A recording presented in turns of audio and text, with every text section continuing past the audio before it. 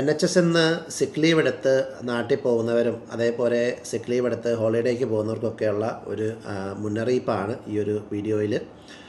കഴിഞ്ഞ 2 മാസത്തിനുള്ളിൽ ഒത്തിരിയധികം ആപ്ലിക്കൻസ് എന്നെ കോൺടാക്റ്റ് ചെയ്തിട്ടുണ്ടായിരുന്നു. അവർ NHSൽ വർക്ക് ചെയ്യുന്നവരാണ്. അവരുടെ ജോലിയിൽ നിന്ന് അവരെ പിരിച്ചുവിട്ടു.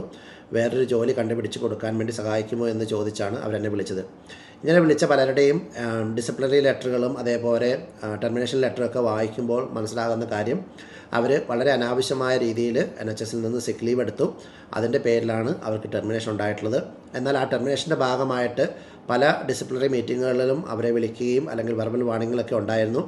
അതൊക്കെ അതിൻ്റെ സീരിയസ്നെസ് മനസ്സിലാക്കാതെ അവർ ഇഗ്നോർ ചെയ്തു. അതിൻ്റെ ഫലമായിട്ടാണ് അവരെ ടെർമിനേറ്റ് ചെയ്യുന്നതുണ്ടായത്. അപ്പം ഞാൻ പറയാൻ ഉദ്ദേശിക്കുന്ന കാര്യം, നിങ്ങൾ NHSൽ വർക്ക് ചെയ്യുന്നവരാണ് എങ്കിൽ നിങ്ങൾ ലീവ് എടുക്കുമ്പോൾ അല്ലെങ്കിൽ സിക്ക് ലീവ് എടുക്കുമ്പോൾ പ്രത്യേകം ശ്രദ്ധിക്കുക. നിങ്ങളുടെ സിക്ക് ലീവുകൾ അവർ മോണിറ്റർ ചെയ്യുന്നുണ്ട്. മറ്റെല്ലാ കാലത്തേക്കാളും ഉപരിയായിട്ട് ഇപ്പം വളരെ കൃത്യമായിട്ട് പല ട്രസ്റ്റുകളിലും സിക്ക് ലീവുകൾ മോണിറ്റർ ചെയ്യുന്നുണ്ട്.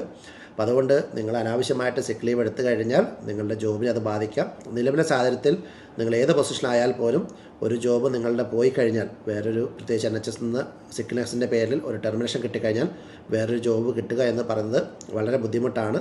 അതുകൊണ്ട് ദയവ് ചെയ്ത് സിക്നെസ് എടുക്കുന്ന ആളുകൾ ഈ ഒരു കാര്യം പ്രത്യേകം ശ്രദ്ധിക്കുക.